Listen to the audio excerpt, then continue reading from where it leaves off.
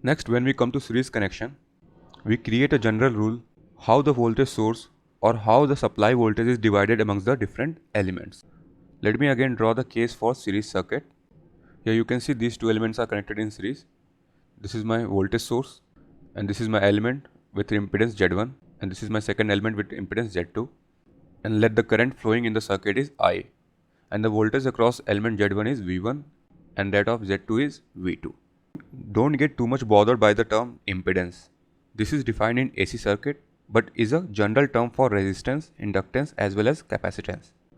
Now here V1 is equals to I into Z1. So V1 is equals to I into Z1.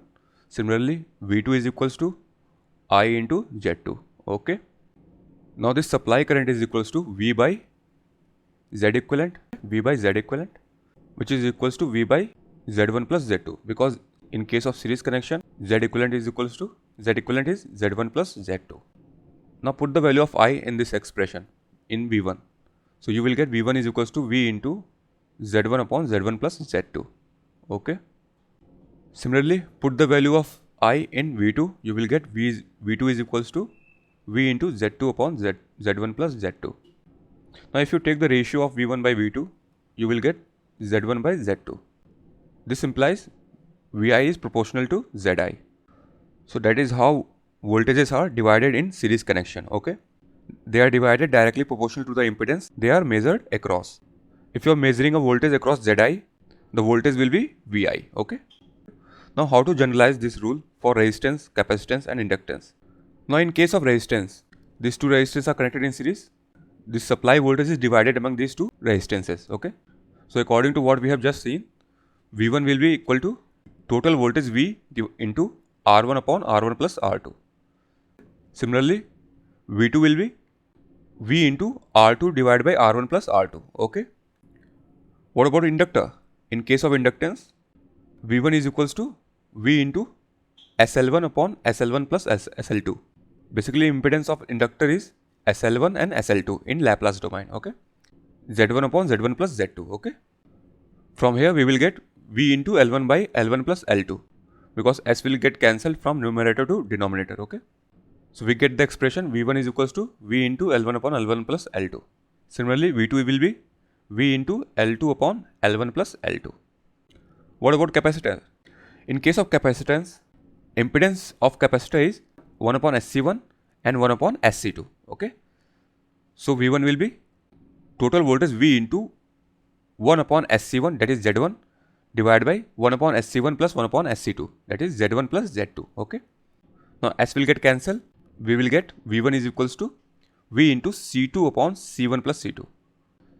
Similarly, V2 is equals to V into C1 upon C1 plus C2. Important point to note here. Here V1 is proportional to C2. Here V2 is proportional to C1.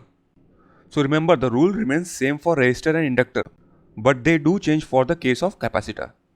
Here you can see that V1 is proportional to R1 and V2 is proportional to R2, but in case of capacitor, V1 is proportional to C2 and V2 is proportional to C1. Let us have an example here. Here 20 volt source is there. There is a two resistance.